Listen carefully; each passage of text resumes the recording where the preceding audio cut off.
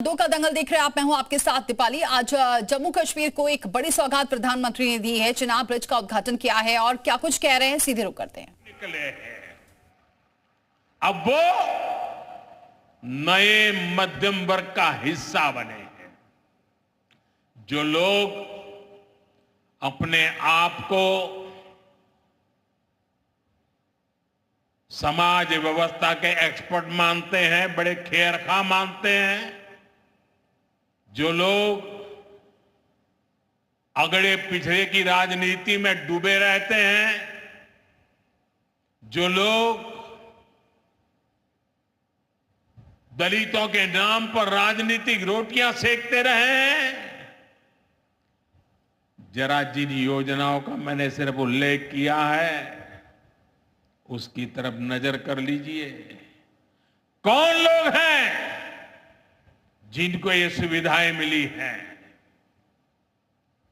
वो कौन लोग हैं जो आजादी के 7-7 दशक तक इन प्राथमिक सुविधाओं से वंचित रहे थे?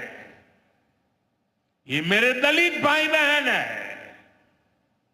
ये मेरे आदिवासी भाई बहन है, ये मेरे पिछड़े भाई बहन है, ये पहाड़ों पर गुजारा करने वाले, ये जंगलों में बसने वाले, झुग्गी झोपड़ी में जिंदगी पूरी करने वाले, ये वो परिवार है जिनके लिए मोदी ने अपने 11 साल खपा दिए हैं।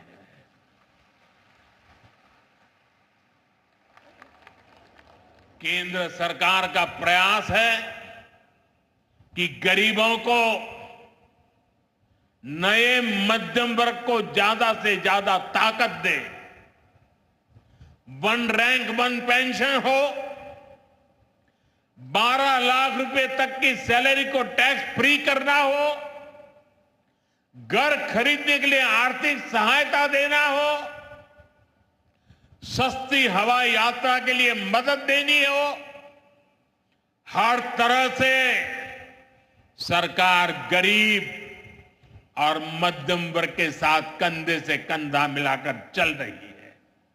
साथियों, गरीबों को गरीबी से मुक्ति पाने के लिए उनका मदद करना, लेकिन ईमानदारी से जीने वाले, देश के लिए समय समय पर टैक्स देने वाले मध्यम वर्ग की ताकत बढ़ाना, इसके लिए भी आजादी में पहली बार इतना काम हुआ है जो हमने करके दिखाया है।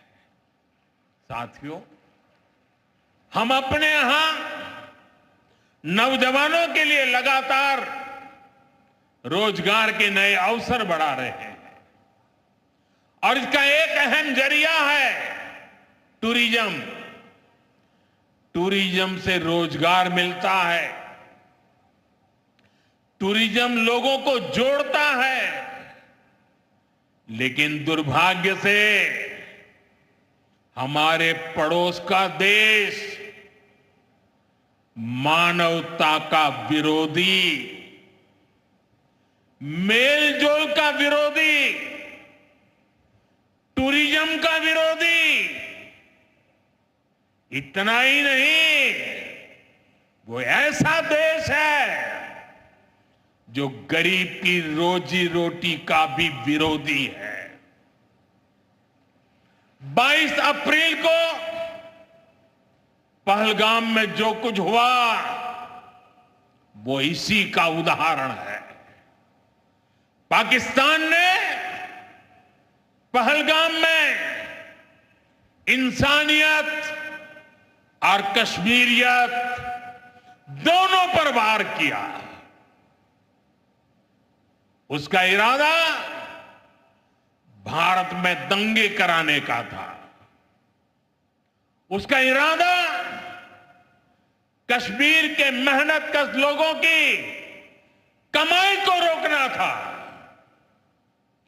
इसलिए पाकिस्तान ने टूरिस्ट पर हमला किया।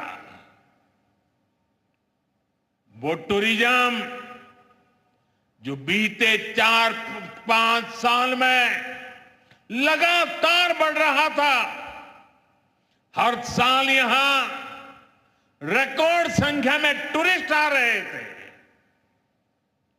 जिस टूरिज्म से जम्मू कश्मीर के गरीबों के घर चलते हैं, उसको पाकिस्तान ने निशाना बनाया। कोई घोड़े चलाने वाला, कोई पोर्टर, कोई गाइड, कोई गेस्ट हाउस वाला, कोई दुकान ढाबा चलाने वाला, पाकिस्तान की साजिश इन सबको तबाह करने की थी। आतंकियों को चुनौती देने वाला नौजवान आदिल, वो भी तो वहां मेहनत मजदूरी करने गया था, लेकिन अपने परिवार की देखरेख कर सके इसलिए मेहनत कर रहा था। आतंकियों ने उस आदिल को भी मार दिया। साथियों, पाकिस्तान की साजिश के खिलाफ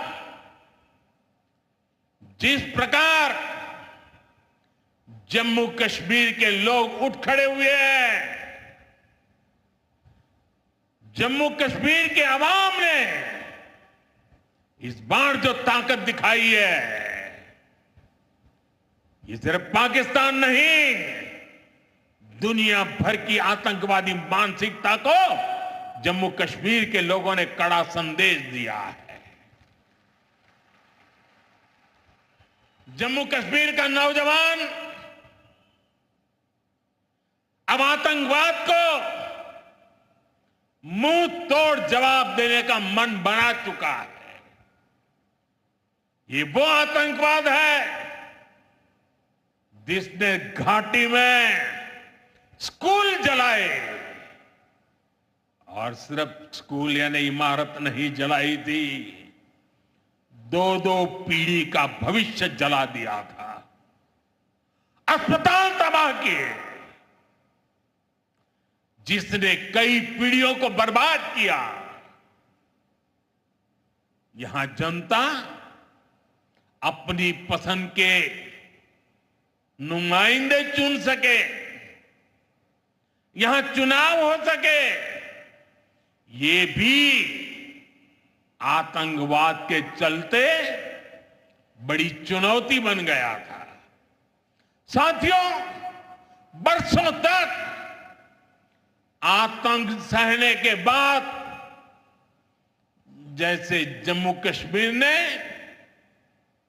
इतनी बर्बादी देखी थी कि जम्मू कश्मीर के लोगों ने सपने देखना ही छोड़ दिया था। आतंकवाद को ही अपना भाग्य मान लिया था। जम्मू कश्मीर को इस स्थिति से निकालना जरूरी था, और हमने ये करके दिखाया है। आज जम्मू कश्मीर का नौजवान नए सपने भी देख रहा है और उन्हें पूरे भी कर रहा है। अब कश्मीर का नौजवान बाजारों को, शॉपिंग मॉल्स को, सिनेमा हॉल को गुलजार देख करके खुश है। यहां के लोग जम्मू कश्मीर को फिर से फिल्मों की शूटिंग का प्रमुख केंद्र बनते देखना चाहते हैं।